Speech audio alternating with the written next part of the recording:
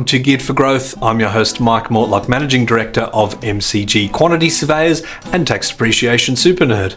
Today, I've got a very special guest for you, a rather polarising figure in the property investment landscape, as this is a man that believes that you can empower yourself with education to understand and complete the property investing, purchasing process and building a portfolio yourself. He runs one of the largest property investing Facebook groups, has a big Facebook channel and YouTube channel, and also has an online course teaching property investors how to be successful in property investment. We have a chat today to PK Gupta to get him to explain why he thinks you can get this done without a buyer's agent, what's the difference between a good and a bad one, and some of the pitfalls for people that are wanting to go on this journey by themselves. Here's PK. PK Gupta, thanks for joining me on Geared for Growth. Hey, Mike, really good to be here. Now, I've been excited about this particular one because I suppose in some circles you're a polarizing character, right? Because there's kind of some competing interests with buyers agents that have the idea that, you know, they're the final word on investing in property, whereas you're saying that individuals can do it as well. You know, typically in your experience, what is the sort of the hesitation with working with buyers agents? Is it just the fact that, you know, they work so hard to gather a deposit that, you know, adding the buyer's agent fee on top as well, they're not necessarily seeing the value of that? Look, I think that buyer's agents have a place in the world. An analogy that I often use is that, you know, there are people that love to garden. There are people who don't really like to garden, but, you know, happy to do it anyway. And then there are other people who are like, hate gardening and will outsource it to a landscaper or a gardener. I think buying property is much the same.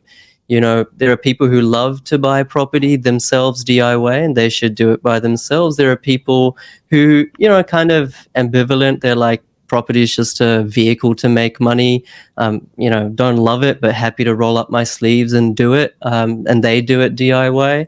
And then there are people who are like, I like investing in property, but I couldn't care less about actually doing the work. And those people should go and use a buyer's agent, a good one that is. Yep. My bugbear, or my quote unquote beef, is where most of the property content around Australia, at least, is, you know, podcasts and YouTube and this and that, is dominated by buyer's agents, and the rhetoric that you must use a buyer's agent if you want a safe and secure good deal. And they often compare themselves, for better or worse, to like a electrician or a surgeon. You know, they're professionals. Yes, they are professionals, and that you have to use them. I compare them more as a gardener, because most people do their lawns themselves, and most people, 95% of people in Australia, buy property themselves. Yep. I can see some interesting stuff in the comments already with you calling them a gardener. Love you guys. Don't hate me. But you know, you make a good point. I mean, you can't, I'm sure that there's a law to say that you can't do your own surgery, or at least you can't charge a fee to do surgery on somebody else, right? Because it's a public health issue. It's dangerous. You can actually kill somebody. It's not the same level with the property. You can kill your financial future by getting it wrong. But, you know, just using a buyer's agent isn't a guarantee that you're going to get it right? Because they're not all created equal. So the topic of this is really, you know, how can you purchase a property without a buyer's agent? So could you kind of walk us through the process for someone that kind of thinks, look, I'm really interested. I want to have a go at this myself. I'm prepared to risk the fact that maybe there's a buyer's agent that could do better than me. What do they need to know and understand as through going through that buying process? Yeah, sure. And just cut me off, Mike, as well, if there's anything worth deep diving. But I really feel that, especially brand new property investors, there's like this in property in Australia, there's like this facade. You almost think that I know nothing, and then everyone on the other side of the fence knows everything. And there's secrets, and there's, you know, these amazing tips and tricks where people are retiring in 10 years. And it's very easy to come across like that. But That's really not the case, and anyone can do it. So just at the start, first of all, strategy. Strategy really means, and just buy and hold property investing at least, like, how many properties do I need over a certain time period? What will my borrowing capacity allow in terms of frequency of those purchases? What's the realistic timing, yield, purchase price of those purchases? A true portfolio strategy to say, not just a whimsical 10 properties in 10 years, but you know what? Like, I reckon I can get 5 properties in the next 16 years. And if I then hold them for another X years, I can retire with 80K passive income, or whatever that number is. Now, a buyer's agent can do that, but 99% of them don't do that. That's not even part of their remit. Okay, so that's something else that you need to do yourself anyway, with a good accountant and with a good mortgage broker. That's the sort of trio. So that's where you start a strategy. And then it comes down to, all right, well, my first property, I've got a budget of, let's say, $400,000, $500,000.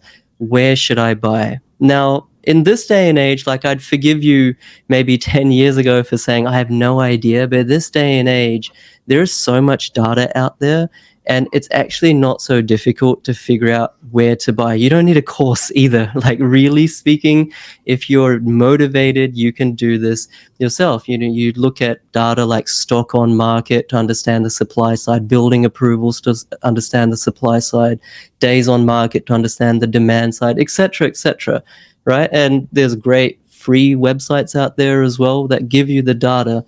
And, just a bit of learning will get you there. And so that's all about suburb selection, all right? And then you can talk about the suburb with local agents who may or may not tell you the truth, but local property managers will tell you the truth because they have no incentive to sell you a property. So, I mean, I'm just summarizing here. Of course, there's a depth of data analysis that's valuable, but that's the sort of where to buy. And then people get hung up on, I live in Sydney or Melbourne. I can't afford Sydney or Melbourne. I need to buy in Brisbane or Perth or regional Queensland. How am I ever going to buy there without a buyer's agent? Like, I can't catch flights every Saturday or every Sunday or what have you. Well, what you can do is that once you've identified the suburb and you've identified the right pockets or streets, looking at things like flood maps, bushfire zones, etc., then you can engage a local property manager completely free of cost. They don't charge anything, and they will do your inspections for you. And this is the thing. Most buyer's agents, at least national buyer's agents, they do the same thing, right? So they will also have local property managers that do their inspections for their clients on the buyer's agent's behalf. So just cut the middleman, go straight to the property manager. And if you find a good one, of course, in any industry, good and bad people, you find a good one, they're going to give you that level of due diligence, drainage issues, cosmetic issues. Are the bedrooms big enough? Is this area within the suburb? Is this particular property going to have tenant appeal? Is there housing commission nearby? They'll do all of that for free. And it's like kind of bewildering. Like, why would someone do what a buyer's agent charges 10 or 15 grand for? Why would they do it for free? Like, what's their carrot on the stick? Their carrot on the stick is that you will give them the management of that property for the next 20 years or 10 years. And so you might think, well, aren't they going to lie just to get that? Well, the truth comes out. For them, property managers, with you, it's not a transaction, because the truth will come out. With a buyer's agent, it's a transaction. So that's how you buy interstate. I mean, I can go on and on, throughout the further parts of the process, Mike, but hopefully that starts to illuminate it a bit. I think that's great, and why I think property managers are going to be truthful, right, is yes, they want the management, right, but there are property managers that are selective about the managements that they take on, right? We talk about the 80-20 rule. Maybe 80% of their revenue comes from the 20 easy properties, because the other ones have to factor in the fact that they're always going back there and doing repairs, or it's not attracting the right quality of tenant. So if it's something that they don't want in their portfolio, they're going to kind of say, this is going to be hard to rent. As much as they might get leasing fees and that sort of stuff, they want easy set and forget stuff, right? That's right. And look, I just find that they are truly the local experts. And then, when you're buying interstate or remotely, it's really daunting. This is like $500,000 hard-earned money. You're not going to look at the place. You're not going to visit the place. Especially if you're brand new, you're probably thinking, is it going to get trashed? A tenant's going to pay. How am I going to manage it if something goes wrong? Well, how are you going to manage something even next door if something goes wrong, right? It's the same thing. You're not going to go like take the tenant up by the collar against the wall. You can't do that anyway. Yeah. So that's why you need a property manager, regardless if your property's next door or 1,000 kilometers away. And they're really good people. Like property managers, I feel in the real estate industry, which has a really bad stigma for professionals, I feel that property managers, maybe except quantity surveyors, Mike, property managers are actually like trustworthy people. Yeah, no, I agree. We actually love property managers. We started pamperapm.com.au, so you can nominate property managers that are doing a great job. It's property managers, not prime ministers. We don't want hate mail. And they're worth their weight in gold for a property investor. One thing that really stuck out for me in the beginning of this interview is the importance of the planning. What are you trying to do? What are your passive income goals? Now, I'm sure that there are some buyers agents that do that, but certainly property investing, I think in general, is missing that planning piece, right? We tend to focus more on the hotspots rather than, well, what am I actually trying to do? How would you recommend somebody sort of sits down and thinks, well, what am I trying to build here? The Geared for Growth Property Investing podcast is presented by our business, MCG Quantity Surveyors. If you're an investor or a property professional looking to get the best tax depreciation deductions for yourself or your clients, please get in touch with us at mcgqs.com.au. It's our mission to help as many property investors as we can to maximise their claims and maximise their property education as well.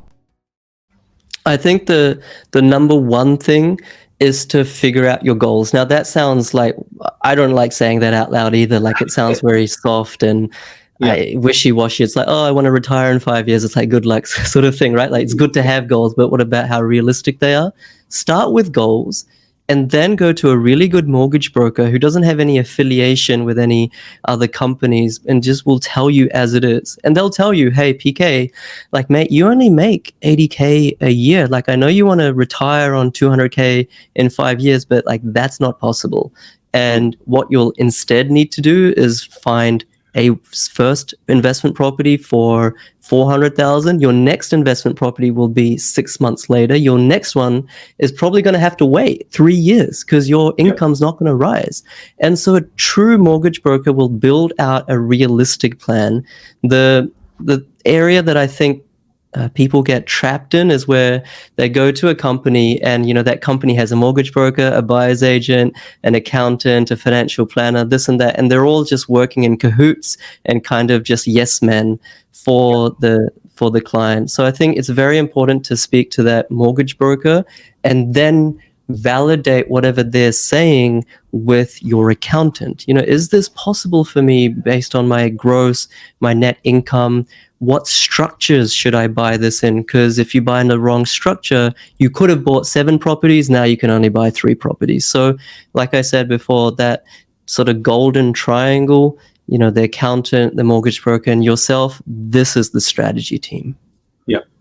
And when it comes through to the buying process, there are certain things that we hear buyers agents say all the time and things that I suppose we've maybe attacked on this podcast before, and that's, okay, well, buyers agents have, the relationships with the agents. We get access to on markets. There's a lot of talk about, off markets, a lot of talk about off markets, but, off-market doesn't necessarily mean bargain, right? It just means that it's not going to be on realestate.com.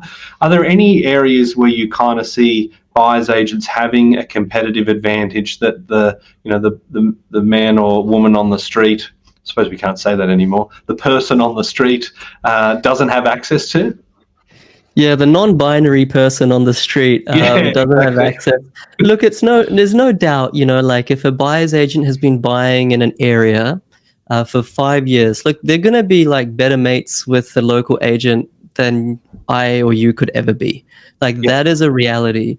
But there's some downsides. A, why are they buying in the same area for 5 years, right? If it's grown, then they should surely move on to another area. That's number one. The second thing is that oftentimes, because they're so friendly with the local agents, they are not going to negotiate as hard as you or I could. You know, I'm happy to make a frenemy in the negotiation process. I'm happy to get like a ripper deal. The buyer's agent isn't going to push down to the point where the real estate agent becomes frustrated and angry, because that ruins that relationship, and they need that relationship for the next 100 clients that they're going to buy in that suburb. So the negotiation, kind of ironically, in my experience and the experience of my clients, negotiation outcomes from a buyer's agent are actually inferior if you do it yourself, provided you know what you're doing, which can obviously be learned. And in terms of off-market deals, like there's obviously great off-market deals and terrible off-market deals. There's been so many instances of buyer's agents telling me actually about other buyer's agents who are maybe newer to the industry. They're like, hey, I'm a real estate agent, and Mike, you're a buyer's agent. I'm like, hey, Mike, I've got this amazing property. I've saved it just for you. It's not on realestate.com. You know, if you have a client that can seal the deal tomorrow, you've got it for $550. All right. Yeah. I'm not going to list it. It's probably worth more. Okay. And the client buys it. The client is happy. Big 5-star review on Google. You as the buyer's agent are happy because, you know, you've just done another deal and you're best mates with the agent. Yet I, as the real estate agent, I'm laughing with all my mates back at the office because that property is only worth 500. Right. Yeah. So this is the problem with off-market deals. And if the client, the ultimate end client, doesn't have that knowledge of true valuation, they can be taken for a ride. And the last thing, just to wrap up, is that anyone can buy off-market properties themselves. It's actually very easy. Just go to ratemyagent.com.au, find some top agents in the area, develop a relationship, call them for 10 minutes every Monday for a few Mondays. Hey, how's your weekend? Good to see you. Blah, blah, blah. Just over the phone. Just be a nice person, be yourself, and just be, hey, look, I really want a property. I've got my pre-approval ready to go. You know, if this kind of this criteria comes up, please shoot it through. Like I can get the deal done tomorrow. If you're nice and professional, there's no reason that they don't send it to you versus the buyer's agent. Yeah. Okay. When you obviously have a course where you're educating people on how to do this process themselves. What do you see as some of the anxieties of the people that are kind of thinking, oh, this is outside my league, or I'm not confident in doing this? Where are the areas that you think people are rating themselves short in the property purchasing process? Yeah, I think there's a few areas, but one is like the whole team that you need. You know, like one of the selling points of going to a buyer's agent is they're probably going to say, hey, you know, just relax. We've got a quantity surveyor that will hook you up. We've got the property managers that will hook you up. We've got the accountant, we've got the mortgage broker, etc. That, truth be told, like, you don't need to do my course to find a good team yourself. Like, you can just go on any Facebook group or property chat forum or anything, and you can build a great team yourself that doesn't have these internal kickbacks and commission fee structures and things like that. So, in fact, I would prefer that even if you use a buyer's agent, maybe don't use their other parts of their team.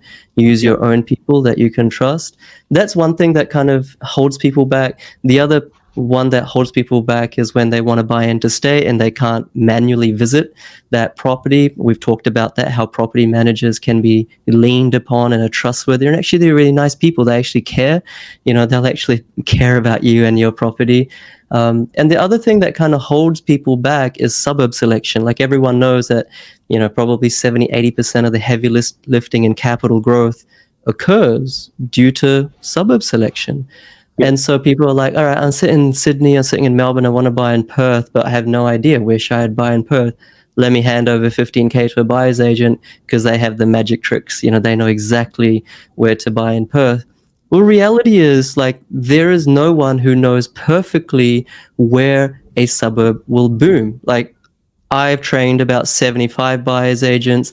I have more than 1,000 clients who have also used buyer's agents in the past. I have privy to their portfolios. You know, it's like different buyer's agents are buying in different parts of Perth. Different buyer's agents are buying in different parts of Adelaide, et cetera, et cetera.